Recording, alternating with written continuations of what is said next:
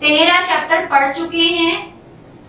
प्यारे बच्चों, हम क्लास 2 का संस्कृत सब्जेक्ट पढ़ रहे हैं, जिसका हमारा पाठ है आज पाठ 14, जिसका नाम है संख्या बोध 1तः 50 पर्यंतम।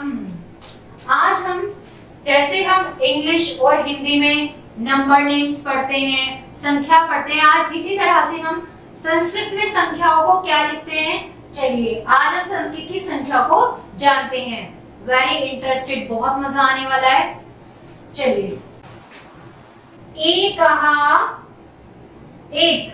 एक को संस्कृत में क्या लिखते हैं?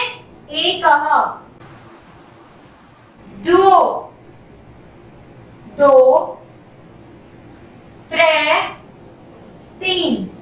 ये आपको याद भी करना पड़ेगा, आपको कंठस्थ होना चाहिए और लिखना भी आना चाहिए। इसलिए जब आप पढ़ रहे हैं तो अपनी कॉपी और पेंसिल साथ में रखें। जब मैं संस्कृत में बोल रही हूँ एकः, तो आप अपनी कॉपी में लिखें एकः 1, 2, 3, 3, 4, 4, 5, 5, 6, 6, 7, 7, 8, 8, 9, 9, 10, 10, 11।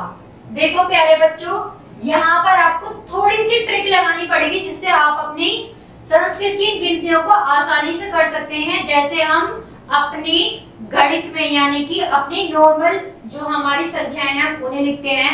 जैसे हम लिखते हैं 10, 11, 12, 13, 14, उन्हीं से हमारी सारी संख्याएं बनती चली जाती है। उसी तरह से जब हमने 1 के लिए पढ़ा था तो हमने पढ़ा था एक। ऐसे हम 11 के लिए क्या इस्तेमाल करेंगे? एक दशः। जब हम 10 से आगे बढ़ रहे हैं तो हम दशा का इस्तेमाल करेंगे। किसका इस्तेमाल करेंगे? दशः। ये तो आपको पहले ही आ चुका है। एकः, द्वौ, त्रयो, चत्वारः, वो आप 1 से 10 तक पढ़ चुके हैं। तो यहाँ पर आपको केवल क्या लगाना है? दशः। चलिए वो भी देखिए। द्वादशः 12, त्रयोदशः 13, चतुर्दशः 14, पंचदशः 15, षोडशः 16। अब आप देखेंगे इसमें इसमें हमें जो द है वो हमारा बोला नहीं जाएगा, लेकिन हम इसे क्या पढ़ेंगे? षोडशः। क्या पढ़ेंगे? षोडशः, यानी 16। सप्तदशः 17, अष्टादशः 18, एको नविंशति। देखो यहां से एक बदलाव आ गया है। जब हम 19 पे आए हैं तो हमने इसे नवोदशा नहीं लिखा है, हमने इसको क्या लिखा है? एको नविंशति। अब बीच पर आ जाइए, विंशति। जैसे हमने 10 के लिए दशा का इस्तेमाल किया था, ऐसे ही अब जब हम 20 की लाइन में आएंगे तो हम विंशति का इस्तेमाल करेंगे। देखिए एकाविंशति 21, द्वाविंशति 22, त्रयोविंशति 23, चतुर्थाविंशति 24, पंचविंशति 25। तो प्यारे बच्चों, ये मैंने आपको 25 तक पढ़ाई। बहुत ज्यादा आपको ध्यान देने की जरूरत है, क्योंकि जब हम संस्कृत लिखते हैं तो हमें उनके हलन और उनके उच्चारण का स्पेशल ध्यान रखना होता है। चलिए अब इधर आ जाते हैं। 26 से हम स्टार्ट करेंगे, 25 तक हम पढ़ चुके हैं। चलिए षड्विंशति 26, सप्तविंशति 27, अष्टविंशति 28, एत्रोनत्रिशत्।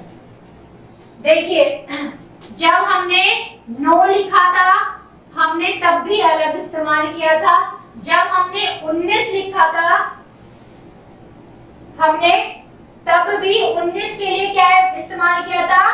एको निवसंति। और अब जब हम 29 लिख रहे हैं, क्या लिख रहे हैं?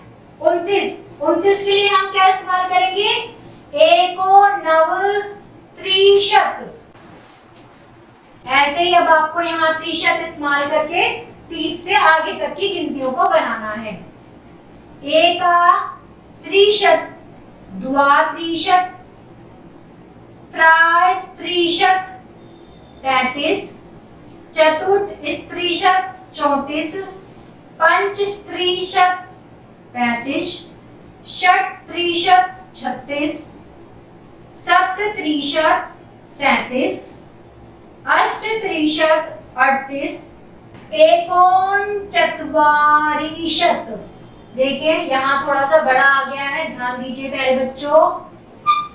एकोनचत्वारिशत यानी कि 39, चत्वारिशत 40, एकाचत्वारिशत 41, द्विचत्वारिशत 42, त्रिचत्वारिशत 43, चतुश्चत्वारिशत 44, पंचत्वारिशत 45, षट्चत्वारिशत 46, सप्तचत्वारिशत 47, अष्टचत्वारिशत 48, एकोपंचाशत 49, पंचशात 50।